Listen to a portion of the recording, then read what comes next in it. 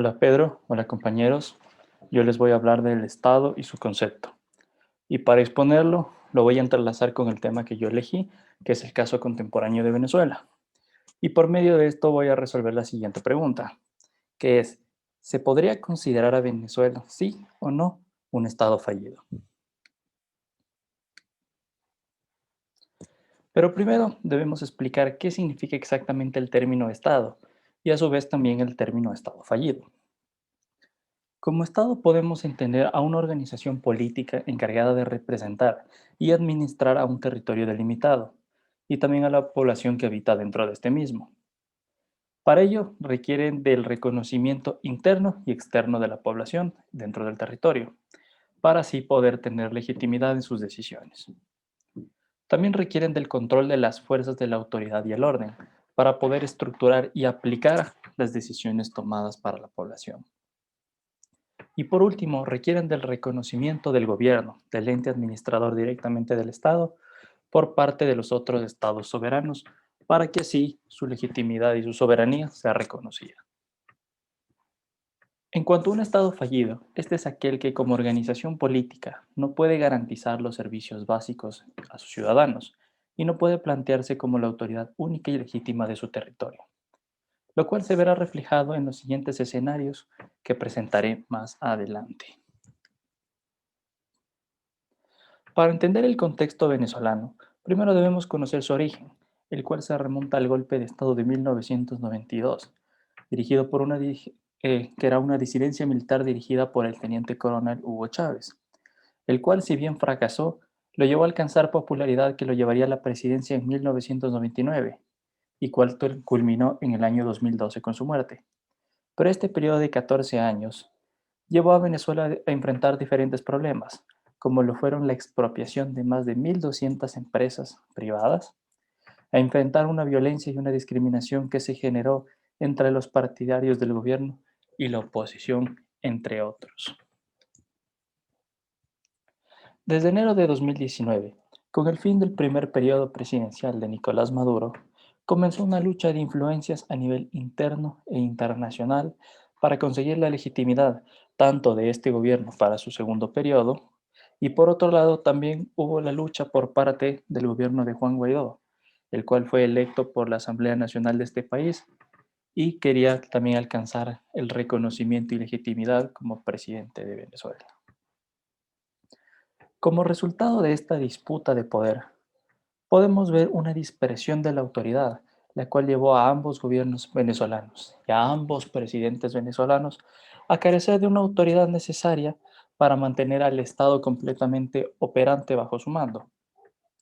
En el caso de Juan Guaidó, podemos ver que si bien él cuenta con el reconocimiento de la mayoría de la comunidad internacional, carece de una autoridad interna, por lo cual no puede controlar a las fuerzas de orden público y a las fuerzas armadas, y no puede por ese medio imponer la decisión y la administración de su gobierno. En cuanto al gobierno de Maduro, por el contrario, este carece de mucho reconocimiento internacional, pero mantiene el control de diferentes fuerzas del orden en las regiones del norte del país, en donde puede mantener su autoridad, pero carece de ellas en las zonas del Orinoco y en el sur, por lo cual podemos entenderlo más como un caudillo regional que como un presidente hecho y derecho. En el aspecto económico, el cual todos podemos estar de acuerdo, que es clave para el mantenimiento de un Estado, ya que esta es la base de donde se dan los suministros de servicios básicos, como lo son el agua, la medicina y la luz, entre otros. Por este medio podemos entender el predicamento que sufrió Venezuela tras el cierre de las operaciones extractivistas de su principal empresa, PDVSA o Petróleos de Venezuela, y la necesidad de empezar a importar gasolina, ya que el petróleo, que fue el suministro principal de este país por más de 10 años, no solo dejó de ser rentable para la venta debido a la poca cantidad de extracción y eventual cierre total, sino que también dejó de servir como fuente de autoabastecimiento. Debido a esto, ambos gobiernos se han visto en la necesidad de combatir por las reservas de oro en el extranjero, las cuales posee Venezuela, y también las que se encuentran en el arco minero del Orinoco. Estas cruentas batallas sangrientas por el único recurso mayor que le queda al país han sido han tenido como efecto el mayor quiebre económico y de violencia interna, cosa que se puede ver reflejada en los hospitales venezolanos. Estos han quedado sin abastecimiento de los implementos más básicos para trabajar. También lo podemos ver reflejado en la necesidad de importar alimentos, la cual, a pesar de que es cada vez una necesidad más grande, es cada vez más difícil de satisfacer, debido por un lado, a la falta de recursos económicos y al cierre total de la producción de alimentos a nivel nacional. Otro efecto de esta crisis es la migración de 5 millones de venezolanos, los cuales representan alrededor del 17% de la población del país. Venezuela es para el año 2020 el país con mayor tasa de homicidios del continente, con 60 homicidios por cada 100.000 habitantes en el año, promediando esta tasa de homicidios anual con las que se han tenido en los años anteriores. Podemos llegar a la conclusión estadística y contada de que la Venezuela contemporánea ha sufrido más pérdidas humanas de las que sufrió el cruento país de España durante su guerra civil, los años 30 y 40. Venezuela ha sido víctima de la mayor ola de criminalidad de su historia, como ya lo hemos dicho, llegando incluso a superar a la de países como El Salvador y varios países de África, que se han visto caracterizados tristemente por la ola de violencia que sufren. Pero en el caso de Venezuela, se llegó al punto de que en barrios populares de las principales ciudades del país, como lo son Caracas, Maracaibo o Barquisimeto, se ha vuelto inaccesible el ingreso inclusive de las fuerzas de seguridad de Maduro, llegando a que el caudillo con más posibilidades de concretarse como presidente no pueda tener ni siquiera la legitimidad completa y el control dentro de la misma ciudad capital. Ahora hablando de la integridad nacional de Venezuela, podemos ver cómo ésta se ha visto comprometida con la intromisión militar de las fuerzas de cubanas, asimismo como la participación de mercenarios rusos y la lucha por el control del oro venezolano por parte de organizaciones internacionalmente reconocidas como criminales, como la son Hezbollah, Hamas, el ELN, las FARC y las queridas extintas Autodefensas Unidas de Colombia, entre varias organizaciones delictivas provenientes de Brasil y la misma Venezuela. El caso más notorio de este desastre es el conflicto Pemón, en el cual las milicias armadas formadas por las comunidades indígenas, Pemones, tomaron el control armado y administrativo de enormes cantidades de territorio en los estados de Amazonas y Bolívar, tomando con ellos un gran porcentaje del control de las minas de oro del país, por lo que se ha dado baños de sangre entre las Fuerzas Armadas de Venezuela y sus comandantes, los internacionalmente conocidos y denunciados como el Cártel de los Soles, y esta misma comunidad indígena, llegando este conflicto sangriento a asemejarse a las guerras mineras de países como Sierra Leona o el Congo. Para concluir, podemos recopilar los datos ya expuestos en esta presentación y analizarlos con los conceptos igualmente ya presentados de Estado y Estado fallido. Para concluir, podemos responder a la pregunta diciendo que Venezuela es en efecto un Estado fallido, comparable a otros tristemente conocidos casos como son los de Libia, Siria, Afganistán, Somalia o Sierra Leona. Muchas gracias.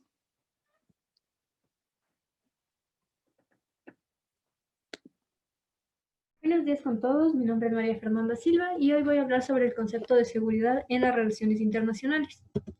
Mi investigación es una revisión bibliográfica de la concepción de seguridad en relaciones internacionales. Bajo esta problemática, esta investigación tuvo el propósito de dar a conocer que existen limitaciones ontológicas dentro de la tradición de relaciones internacionales sobre la concepción de seguridad y que éstas tienen consecuencias negativas sobre los actores internacionales. Asimismo, se propone la seguridad global como una alternativa para humanizar el concepto hacia uno más plural y libre de estas limitaciones. Pero, ¿por qué deberíamos cuestionar la idea tradicional de seguridad? Bueno, desde la creación misma de la idea del Estado, la idea de seguridad se ha formado alrededor de términos militares de defensa y en general sobre la integridad territorial de un Estado. Estas ideas se hicieron aún más fuertes bajo el contexto de guerras. Al término de la Guerra Fría, nuevas dinámicas dejaron percibir claramente la interdependencia del sistema internacional. Año a año, los procesos de globalización como los fenómenos migratorios, la degradación del medio ambiente, la inequidad, entre muchos otros factores, han reforzado esta interdependencia y han demostrado que existen fenómenos que trascienden las fronteras físicas y militares de un país. La idea tradicional de seguridad enfocada en lo territorial y militar es una mirada miope que fracasa en comprender fenómenos más complejos que este mundo global tiene hoy en día. Desde el análisis que pude realizar sobre el realismo y su percepción sobre la seguridad, encontré que la teoría realista concibe a la seguridad desde sus bases en la geopolítica clásica naciente de los acercamientos teóricos de la geopolítica alemana. Este, como principal característica, tiene al Estado como la principal unidad política. Debido a esto, el territorio y el espacio físico geográfico se vuelven los elementos más importantes a considerar al momento de pensar en seguridad. Sus bases teóricas fueron impulsadas por paradigmas unitarios y totalitarios que normalizan la guerra y justifican procesos coloniales, tal y como pasó en la Alemania nazi con la idea del Lebensraum. Además, se toma la teoría de poder como una base a la interpretación de relaciones internacionales. Bajo esta misma lógica, los recursos y el cese de estos, la capacidad militar, las fronteras, son medios por los cuales se debe luchar para sobrevivir en este bellum omnium contra omnes. Esta lógica deja de lado varios elementos de suma importancia dentro de su análisis y sobre todo entorpece los procesos de cooperación tan necesarios hoy en día para poder llegar efectivamente a estos problemas.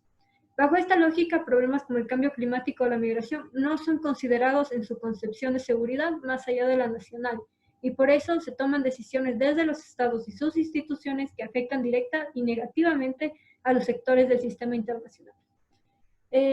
Dorian Massey y Prehn logran ejemplificar este hecho diciendo que el aumento de la inmigración indocumentada en Estados Unidos y el crecimiento de la población sin papeles son un producto de políticas migratorias y fronterizas mal concebidas. Bajo este argumento no se intenta anular lo valioso que puede ser un aporte desde el realismo, pero es necesario cuestionar la forma en cómo la teoría realista toma esto como lo más importante, toma al Estado como la centralidad de la teoría, y el tomar solo esta posición es también negar la relación directa que mantiene con los actores globales y cómo estos se ven afectados negativamente bajo estas lógicas. Por otro lado, desde la teoría liberalista, se tiene la concepción de la seguridad desde una dimensión internacional que se conforma por medio de la interdependencia económica existente, la economía internacional, el comercio internacional y en general por la relación presentada desde la teoría de la paz democrática y la interdependencia compleja. Se dice ser la teoría alternativa al realismo, sin embargo, en su tradición teórica, los acercamientos ontológicos siguen teniendo limitantes similares en el sentido de que sigue pensando de manera unitaria, poniendo al Estado como el elemento central.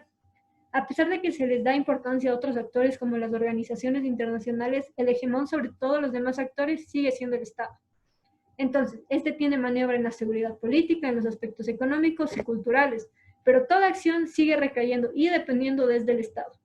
Aparte de esto, preceptos impulsados desde Naciones Unidas, identificada como una organización liberal, tienen limitaciones en su idea impulsada desde estados, sobre todo occidentales, que asumen la vivencia de la seguridad es igual para todos los estados. Como ejemplo de esto tenemos a la famosa guerra contra el terror, una de las máximas expresiones de lucha por seguridad internacional liberal. Naciones Unidas y los estados más poderosos asumen que la guerra contra el terrorismo es aceptada y se vive en todos los lados del mundo por igual. Sin embargo, existen varios estudios y varias investigaciones que evalúan la cosmovisión desde visiones subalternas en el tema, tal y como es el estudio de Sharp.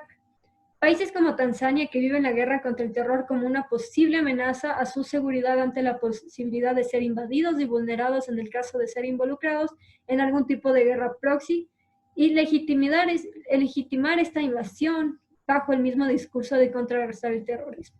Entonces, no todos los países viven la seguridad de la misma manera. Esto no solo evidencia que el liberalismo sigue perpetrando las suposiciones ontológicas unitarias del Estado como agente que decide sobre todo lo demás, pero también evidencia la necesidad de envolver al pluralismo teórico donde las voces subalternas y multiescalares de la seguridad sean evidenciadas para así ser abordadas de manera menos esencialista y con menos suposiciones.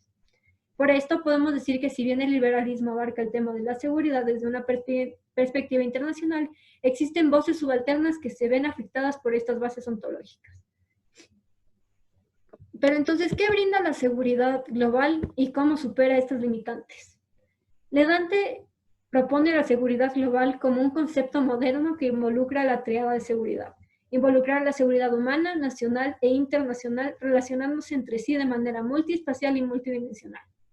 Además de las diferentes dimensiones que acoge la seguridad global, también dentro de su ontología pone como centro de análisis a la comunidad y a la persona humana. Esto se debe a que reconoce que son los actores que son directamente afectados por la inseguridad y por esto debería ser alrededor de quienes se centre la teoría para ser aplicada. La seguridad global busca crear multiescalaridades de teorías como la geopolítica crítica, con aproximaciones monistas y con actitud crítica que consideren la importancia de evaluar al ser humano al mismo nivel del Estado, para así construir una teoría de seguridad que permita evaluarse en términos de ecología, economía, sociedad, política, cultura, abarcando todos los tipos de seguridades nacionales, internacionales y humanas, para así reconocer la complejidad de los fenómenos en distintas dimensiones.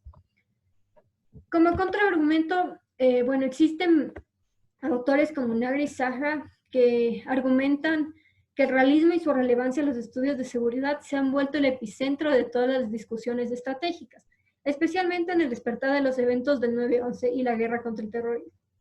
Este mismo autor argumenta que la guerra contra el terrorismo ha validado los métodos y la centralidad del Estado, donde a pesar de que existen eventos como el 9/11, no existe un poder significativo que deje en negativa el poderío del Estado. Por otro lado, autores como Rappert defienden su posición liberal sobre seguridad desde la idea de que un acuerdo de seguridad colectiva hecha de manera conjunta entre países es un elemento suficiente para incluir a todas las voces. En ambos casos, el Estado es el gestor de interpretación sobre lo que es y cómo se aborda la seguridad. En ambos casos, esta suposición ontológica nos lleva a pensar de manera categórica sobre los fenómenos de la sociedad internacional. Esto contiene un ángulo sesgado y limitador que únicamente nos permite concebir al mundo y lo que hay dentro de él de manera unitaria. Es decir, que no existe relación más profunda que la decisión del Estado. La independencia ontológica crea reglas teleológicas que dan superioridad cuando comparadas entre agentes. Además, por cuestiones de inconmensurabilidad, no se puede argumentar que una teoría con una ontología unitaria y abarcada desde el dualismo analiza fenómenos de manera relacional y multiescalar en los distintos niveles, tal y como es el caso hoy en día de todos estos fenómenos que han sido ignorados en su multiescalaridad. Por todo esto, se puede concluir que la concepción de seguridad desde los acercamientos tradicionales del realismo y liberalismo tiene limitaciones ontológicas que entorpecen los procesos de cooperación internacional y afectan de manera directa a los actores de los procesos globales, quienes no son dados su importancia a pesar de ser primordiales dentro del estudio de la seguridad. A partir de estos problemas se propone la humanización de una nueva concepción de seguridad que supere estas limitaciones desde el reciente acercamiento de la seguridad global. Debido a que esta es una idea en auge, la seguridad global todavía tiene mucho que desarrollar y debe identificar las metodologías más efectivas para asegurar la superación de estas limitaciones. Por ahora, parece el paso correcto hacia una seguridad más humana. Muchas gracias. Buenos días con todos, mi nombre es Isabel Ocampo y yo les voy a hablar sobre las consecuencias de la polarización ideológica con el caso de estudio del Ecuador. Este tema en lo personal me pareció importante ya que los ecuatorianos no somos conscientes de las consecuencias que nos trae la polarización ideológica y de cierta forma se ha llegado a normalizar esta división, lo cual resulta ser algo preocupante, ya que como ciudadanos tenemos la capacidad de seguir incrementando algo que puede estar afectando a nuestro bienestar social. Por lo tanto, en el transcurso de esta presentación, buscaremos identificar las consecuencias negativas que conlleva a la polarización. Como punto de partida, es importante entender la definición de este fenómeno social. Según Sartori, tenemos polarización cuando tenemos distancia ideológica. Es decir, la polarización es un proceso en que los actores políticos y las preferencias individuales se van concentrando en polos opuestos de izquierda y derecha. Este concepto se lo puede identificar en un momento clave donde se logra evidenciar el aumento de polarización ideológica dentro del Ecuador. Para esto nos vamos a centrar en la década que gobernó el expresidente Rafael Correa. Según señalan los estudios, el país sufrió un gran aumento en el grado de polarización durante este periodo. Como se observa en el gráfico con relación a la izquierda, se observa un aumento gradual entre el año 2006 con un 9.8% y en el año 2016 con un 22.5%. En cuanto a la derecha, se puede observar un gran salto entre el 2014, con un 13.7%, y en el año 2016 con un 23.2%. Podemos analizar a través de estos datos que durante el mandato de Rafael Correa, las ideologías de los ecuatorianos se vieron influenciadas por el desenvolvimiento político que tuvo su gobierno. Esto nos permite observar cómo la sociedad se encuentra vulnerable ante el poder que tienen los políticos de incrementar la polarización en la sociedad civil. Este contexto nos lleva a nuestra pregunta de investigación. ¿La polarización ideológica nos deja consecuencias negativas? A través de la literatura se puede analizar cómo este fenómeno sí nos llega a perjudicar, pues dificulta establecer consensos de políticas públicas que satisfacen a todos los ecuatorianos y aumenta la fragmentación social. Como primer argumento, la polarización ideológica nos dirige hacia un escenario político que se caracteriza por desafíos de gobernabilidad, que surgen a partir de la incapacidad crónica para la cooperación. Como primer argumento, la polarización ideológica nos dirige hacia un escenario político que se caracteriza por desafíos de gobernabilidad, que surgen a partir de la incapacidad crónica para la cooperación. Algo que es posible visualizar dentro del sistema partidista del Ecuador, en el cual existe una constante lucha competitiva entre los partidos políticos de izquierda y derecha. Esta disputa se llega a convertir en un obstáculo al momento de resolver diferencias para llegar a consensos de ideas centrales que beneficien a ambos ejes ideológicos. La incapacidad de negociación y cooperación entre las élites políticas ha llegado a dificultar la construcción de coaliciones legislativas estables y por lo tanto a llevar a cabo políticas públicas que satisfagan a toda la población. En efecto, esto se llevó a cabo durante el gobierno de Rafael Correa, que al igual que otros gobiernos de izquierda, abandonó las políticas neoliberales para tomar las riendas sobre la economía, enfocándose en el gasto público para disminuir las desigualdades. De esta manera, las políticas públicas llegaron a favorecer a mayor escala a la clase social baja, en contraste hacia los otros grupos sociales que normalmente son miembros de la derecha. Es así como se refleja la complejidad de realizar enmiendas que generen un bienestar social equitativo para ambos grupos de izquierda y derecha.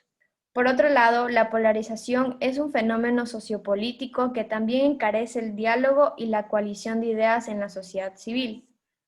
Después de las elecciones generales del Ecuador en el 2017, se pudo observar cómo la polarización se llegó a agudizar bajo connotaciones sociales, con el correísmo en clases populares versus el anticorreísmo en clases medias altas.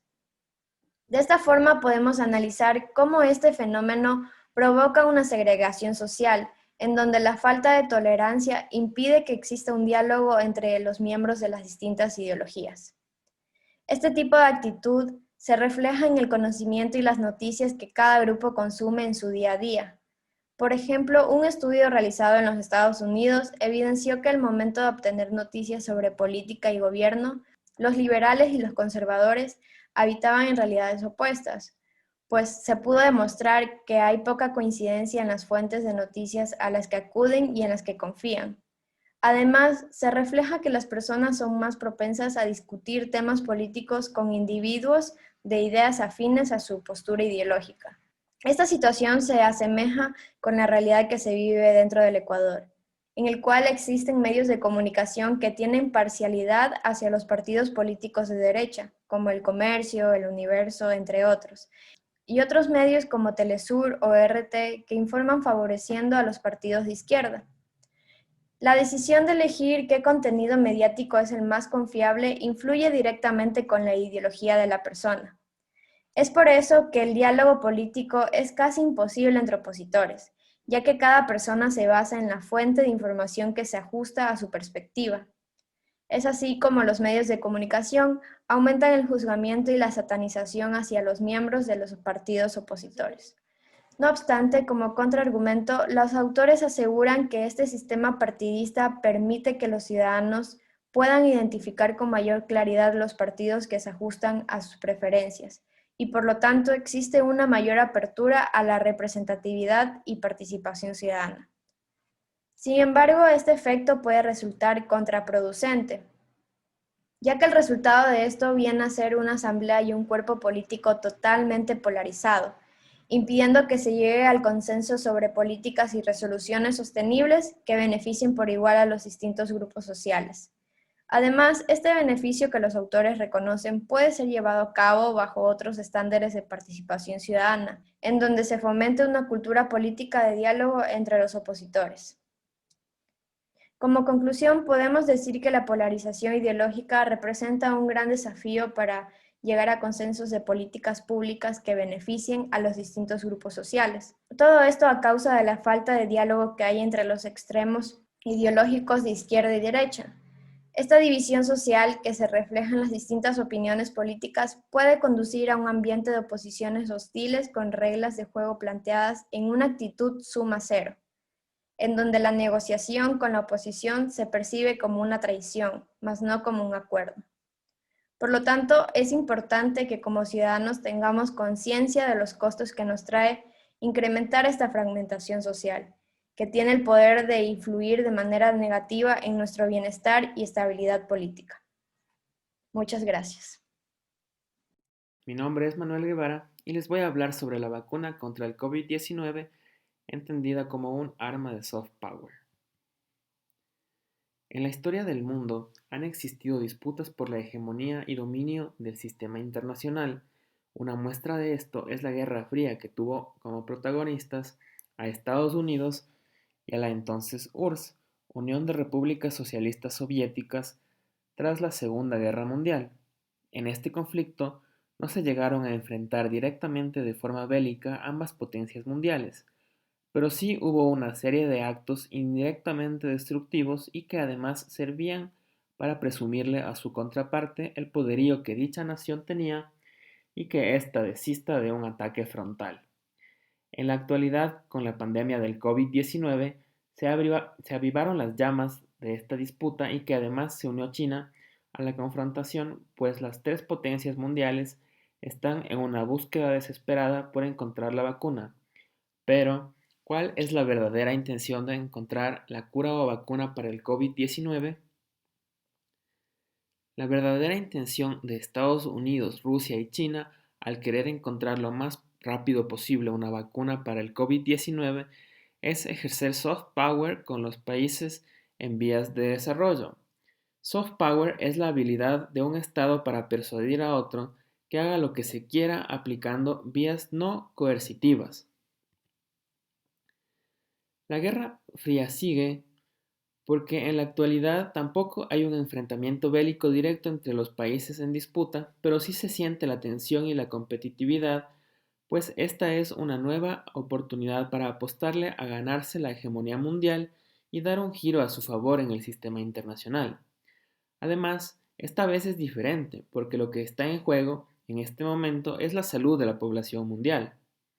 Ganar en este aspecto produciría que quien consiga crear la vacuna contra el COVID-19 logre conquistar mucha influencia en el ámbito internacional, pues el tema en disputa es la salud a nivel global. La vacuna se la puede ver como un fin político debido a tres factores decisivos, como los discursos de los altos mandos de gobierno de los países en cuestión, como son Donald Trump de Estados Unidos, Xi Jinping de China y Vladimir Putin de Rusia, han ayudado a hacer más distante una cooperación internacional en pro de la humanidad. Un caso muy conocido es el de Estados Unidos, que acusa a China del esparcimiento del virus en lugar de dar una respuesta de mitigación en su país. La nación del norte está utilizando el recurso de enemigo público contra China para desviar la atención de los ojos del mundo ante que no puede controlar la situación en su país. Además, las relaciones entre estos mencionados países siempre han estado y sido tensas, por la latente pugna por ser el país más desarrollado del mundo, con la creación de bombas nucleares, el programa espacial, guerras por influencia política en países satélites. El capitalismo por parte de Estados Unidos, el socialismo y comunismo por parte de Rusia y China respectivamente, son los sistemas políticos que en la actualidad se encuentran en disputa, pues los países que los manejan son los competidores para encontrar la vacuna contra el COVID-19 lo más pronto posible.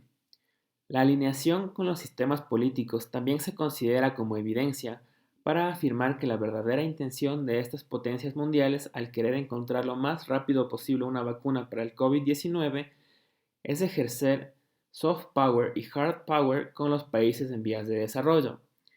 Por parte de Estados Unidos está Pfizer, que es una farmacéutica cuya vacuna es la más prometedora para salir al mercado en un tiempo relativamente cercano.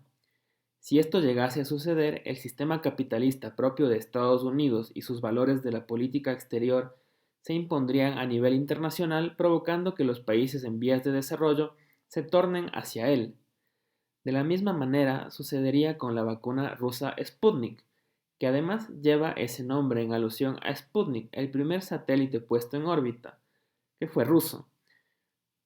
Los países en vías de desarrollo se tornarían a favor de Rusia, dejando que la nación comandada por Vladimir Putin disponga de la disponibilidad de ejercer soft power mediante la alineación con sus ideologías políticas y hard power mediante la imposición de tarifas económicas para la compra de esta vacuna.